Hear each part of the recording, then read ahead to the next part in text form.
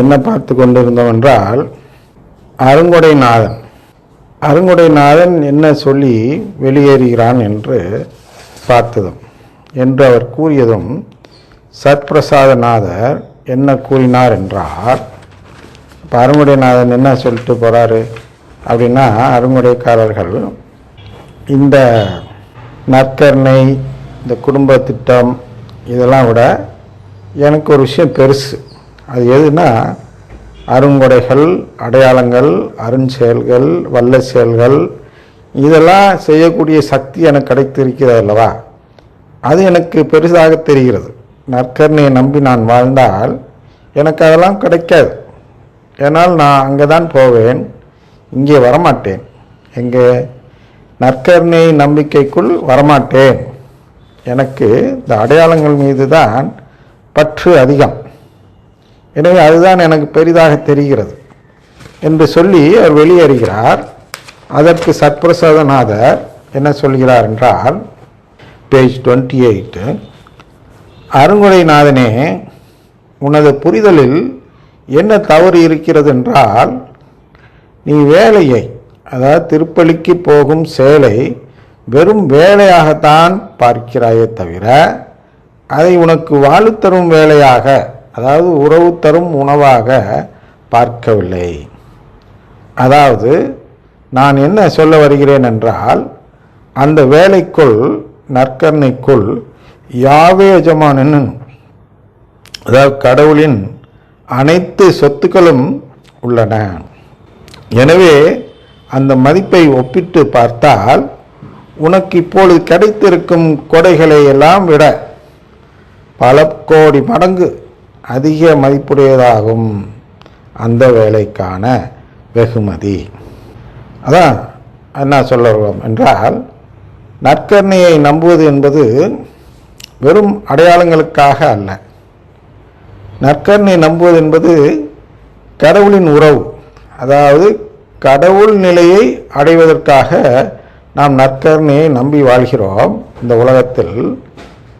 அதுபோன்று இந்த உலகத்தில் வாழ்ந்து கொண்டிருக்கும் பொழுது நமக்கு கொடைகள் எல்லாம் கிடைக்காது, அடையாளங்கள் எல்லாம் கிடைக்காது, நமக்கு சிலுவை தான் கிடைக்கும்.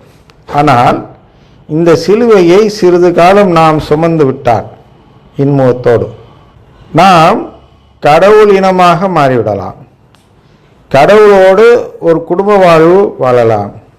எனவே அந்த மதிப்பு என்பது பல கோடி மடங்கு அதிக மதிப்புடையது.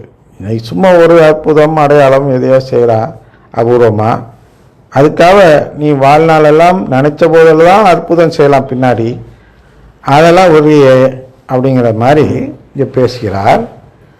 எனவே சிந்தித்து செயல்படுவாயாக. மார்ட்டின், அதாவது பிரிவினை சேவை சொல்வது போலோ, ஏஜி, அதாவது அசம்பிளிஸ் ஆஃப் காட் சொல்வது போலோ நீ செயல்பட்டால், என்னதான் நீ அபிஷேகம் பெற்றதால் எனக்கு இணையான தொண்டனாகவோ அல்லது என்னை விட மேலான தொண்டனாகவோ இருந்தாலும் கூட உனக்கு அந்த வேலையினால், அதை திருப்பலிக்கு போவதால் கிடைக்கக்கூடிய உரிமை கிடைக்காமல் போய்விடும். யோவானில் 1வது அதிகாரம் 12வது வசனத்தில் அந்த உரிமை சொல்லப்படுகிறது அல்லவா. அந்த உரிமையை பெற வேண்டும் என்றால் நீ என்ன செய்ய வேண்டும்? திருப்பலியை தான் நம்ப வேண்டும், உடன்படிக்கையை தான் நம்ப வேண்டும். சிசிசி 11:29 பார்த்தோம் அல்லவா. அதில் என்ன அப்படின்னா, உடன்படிக்கை மூலமாக தான் மீட்பு என்று பார்த்தோம் அல்லவா. அந்த உடன்படிக்கை மூலமாக மீட்பு கிடைக்கக்கூடிய அந்த வாய்ப்பை நீ இழந்து விடுவாய். எப்பொழுது என்றால், அருங்கொடையை நம்பி சென்றார், அதாவது அடையாளங்களையும் அருஞ்செயல்களையும் நம்பி நற்கருணை நம்பிக்கை விட்டு வெளியேறினாள். அப்போ இந்த இடத்துக்கு தான் அவங்களாம் ஒரு அப்ஜெக்ஷன் பண்ணுவாங்க.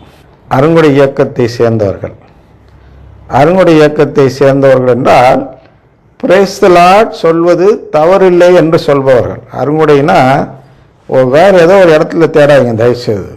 நம் மத்தியிலேயே பிரேஸ் தி லார்ட் சொல்வது தவறில்லை என்று அதை சொல்லிக்கொண்டே இருப்பார்கள். இவர்கள்தான் நற்கருணை நம்பிக்கை விட்டுவிட்டு அருங்கொடை நம்பிக்கையை தேடி செல்கிறவர்கள், இவர்களை குறித்தான் இங்கே பேசி கொண்டிருக்கிறோம். அவர்கள்ட்ட என்னதான் சொன்னாலும் அந்த பிரேஸ் லார்ட் சொல்கிறது விட மாட்டாங்க. ஏன் விட மாட்டாங்க அப்படின்னா, அந்த பிரேஸ் லார்ட் சொல்வது மூலமாக அவர்கள் ஏதோ சாதிப்பதாக நினைத்து கொண்டிருக்கிறார்கள். குறிப்பாக என்ன சாதிப்பதாக நினைக்கிறார்கள் என்றால், கடவுளுடைய நன்மதிப்பை பெறலாம் என்று நினைக்கிறார்கள். கடவுளுடைய நன்மதிப்பை பெற்றவர்கள்தான் பிரேஸ் லார்ட் சொல்வார்கள் என்று அவர்கள் நினைக்கிறார்கள். அது தவறில்லை. அதான் நம்ம ஒரு கெட்ட மாதிரி, அது கெட்ட வார்த்தையோ ஒரு பாவச் செயலோ அல்ல. ஆனால் அது என்ன தவறு என்றால் பெரிய தவறு. அது சின்ன தவறு இல்லை, அது துரும்பில்லை, அது மரக்கட்டை. துரும்புக்கிடையில் அதை தேடக்கூடாது, அதற்கு பொருள் தேடக்கூடாது. மரக்கட்டைகளுக்கு இடையில் தேட வேண்டும். மரக்கட்டை போன்ற பெரிய தப்புகளிற்கு மத்தியில் வருவதுதான் பிரேஸ் தி லார்ட். அப்படின்னா மனித சட்டத்தின் அடிப்படையில் அது தப்பில்லை, கடவுள் சட்டத்தின் அடிப்படையில் அது தவறாகிறது. அந்த தவறு தான் எப்படி என்று இங்கே பார்க்கிறோம்.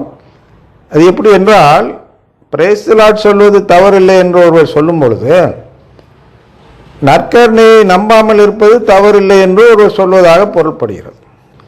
ஏனென்றால் பிரேஸ் தி லார்ட் சொல்வோர், அதாவது பிரேஸ் தி லார்ட் சொல்ல ஆரம்பித்தவர்கள், அது தோன்றிய இடம் என்பது நற்கருணையை நம்பாதோருடைய வாழ்த்துறையாக தோன்றியது, அவர்களுடைய ஜெபமாக தோன்றியது.